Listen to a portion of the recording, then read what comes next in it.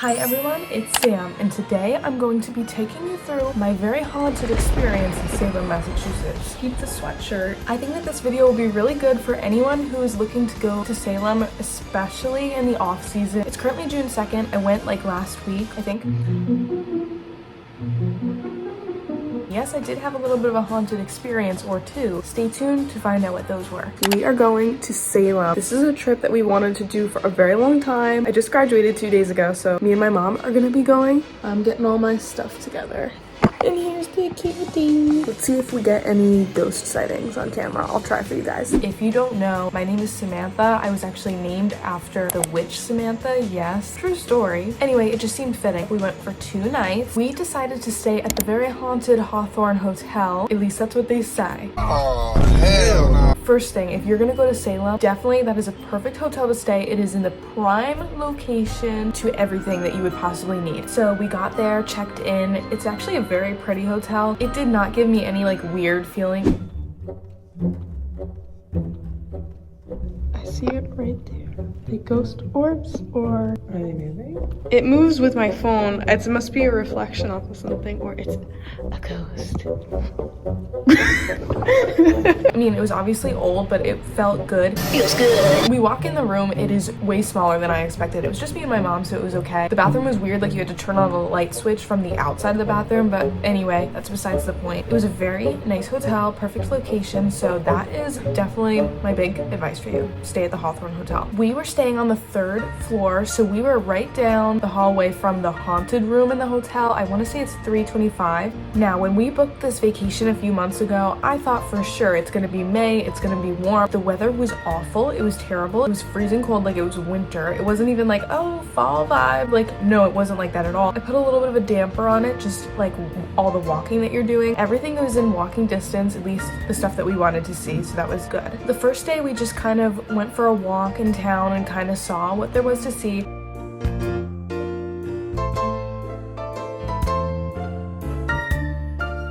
We went and we ate at this place. I will put the name on the screen. It was really good. The funny thing about it is it like felt like a very normal restaurant. Like it was not witchy vibes at all. They were playing like BTS when we were in there. I'm like, okay. And it made me feel good. Like this is what I want to hear. I hear this and it makes me happy. It's good. So anyway, I would definitely recommend that place. I got a burger both nights. It was a very good burger. The fries were delicious. Oh, and we got to see the Hocus Pocus house, Allison's house. I took a picture out front. I would definitely do that if you're a big Hocus Pocus fan like me. Wow. Wow. Check out this house.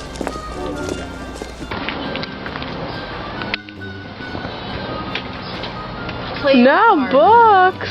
Dang it.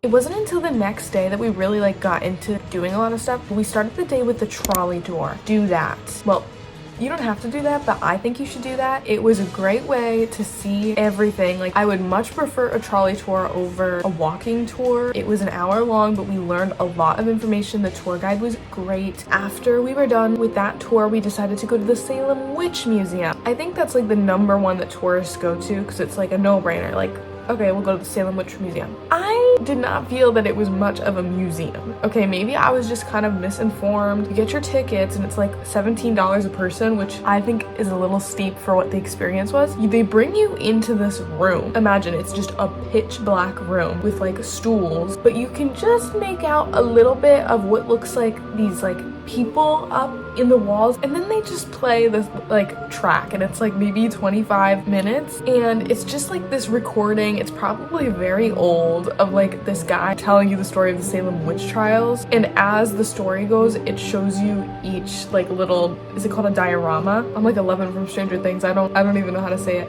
I made a diorama With like these like mannequin people, and some of them look pretty realistic. The thing is like they don't move, like they're just like still, and they put like the lights on it and the track plays, so it it felt like a little lazy. Like there was no real tour guide for this. If you have a basic understanding of the Salem witch trials, then you're really not learning much new. And then this tour guide comes in and she brings us to the like museum section. It is the smallest little museum you've ever seen in your life. They've got like general witch stuff. Like the coolest thing to me that I saw was that they had one of the original copies of L. Frank Baum's Wizard of Oz in a little case. I think it was one of the original copies, don't quote me on that. So that was cool. Would I recommend the Salem Witch Museum to you? Do I think it's kind of a little bit of a scam? Yes. Do I wish there was more of a museum to that? Yes. Oh, I forgot to tell you, breakfast that morning at the Hawthorne, delicious. I got French toast and sausage. The portions were huge, but it was delicious and 100% worth it. That is something I would recommend to you too. So we had a big, nice breakfast that day. They had coffee all day served at the Hawthorne as well, which, you know, I like, but they ran out. So then we got to like go into like the little restaurant, and this really nice guy, like he gave us coffee for free. It was great. Again, Hawthorne, great experience. Guys, so I'm in the elevator right now,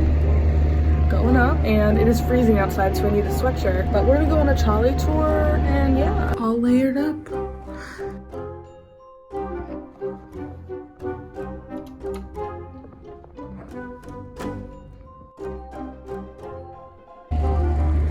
Elevator tour. I'll stop.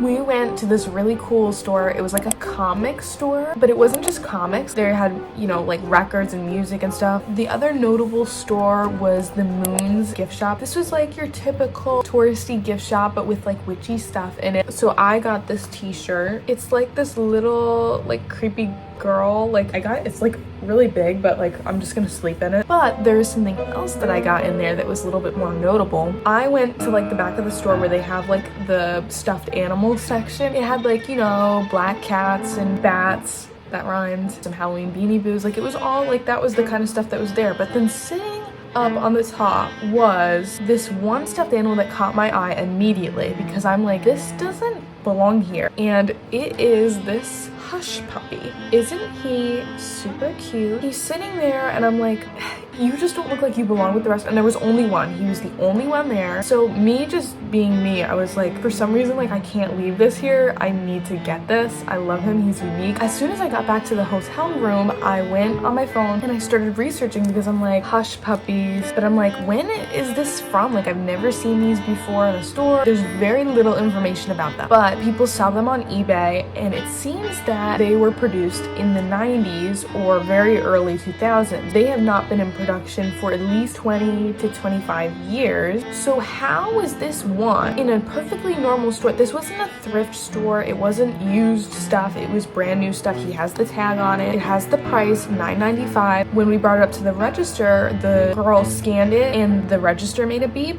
She still gave it to me anyway. She didn't say anything, but I kind of got the impression that maybe it wasn't in their system at all. How would this hush puppy have been there? They don't make these anymore. I brought it home. Michael says that he thinks it's haunted. So I don't know how this little guy ended up in that store, but I'm happy that I have him. He's my favorite thing I got on the trip. Yeah, so that was a interesting and potentially haunted experience, depending on who you ask. I also went to the, I think it was called like the trolley shop or the trolley gift shop or something like that, and that's where I got this. I got this because I knew it was like a color that I would wear. It's kind of like this minty greenish blue. So that night we ended up eating at this place called, I think like Longboards or something like that. Really nice place. Other than they put us like in the dark corner, and it was like I could really use a light here in order to read the menu a little bit better, but it's fine. Almost gave a beachy vibe because it was actually right near the water. I got another burger, like I said, very good. I actually think I preferred this burger over the other one, but they were both really good. And the fries were like kind of like chip fries. They were really yummy though. But guys, I have one haunted experience that I still have to tell you. So we went back to the room for the night.